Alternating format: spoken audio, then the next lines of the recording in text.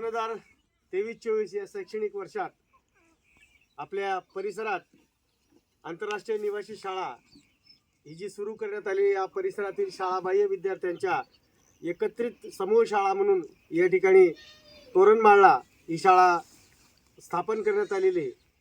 या शाळेचा उद्देश असा की या परिसरातील सर्व शाळाबाह्य विद्यार्थी शिक्षणाच्या मुख्य प्रवाहात यावेत आणि एकही मूल शाळाबाह्य राहू नये यासाठी शासनाने हा स्तुत्य उपक्रम राबवलेला आहे।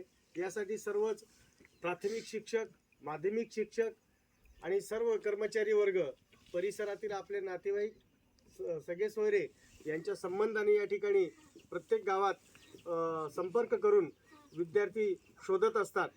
आज आपण उर्द्या या गावाला आलो आहोत। उर्द्या शाळेचे मुख्याध्यापक श्री पारधी सर आम्हाला या ठिकाणी घेऊन आलेत। काल संध्याकाळी आम्ही जंगलाची वाट तुडवत या नर्मदा काठावर या ठिकाणी आलेलो आहेत। या परिसराचं वैशिष्ट्य असं की मागचा जो भाग दिसतोय तो मध्य प्रदेश, गुजरात आणि महाराष्ट्र अशा सीमेवरचा हा भाग आहे आणि प्रत्येक खेड्यांवर अशीच कमी जास्त प्रमाणात परिस्थिती असताना देखील प्रसंगी नाव, होडी, पायी चालणे, मोटरसायकलचा प्रवास करत या पूर्ण पाड्यांमध्ये फिरलं जातं।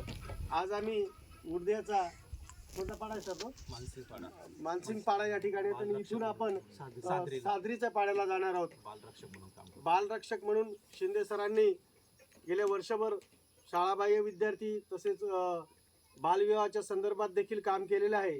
तर आमचे स्थानिक शिक्षक सुनील चौधरी सर, सर्व टीम या ठिकाणी हजर आहेत आणि आम्ही दर महिन्याला किमान 2 फेऱ्या तरी या ठिकाणी होत असतात आणि अशा पद्धतीने आम्हाला दरवेळेस नोकला दादा हे सहकार्य करत असतात, आमचं जेवण खाण्याची व्यवस्था करत असतात। तर या गावाचं खूप चांगलं सहकार्य याच्या अगोदर पारधी सर, पठाण सर यांनाही लाभत आले, याच्या पुढेही लाभत राहील।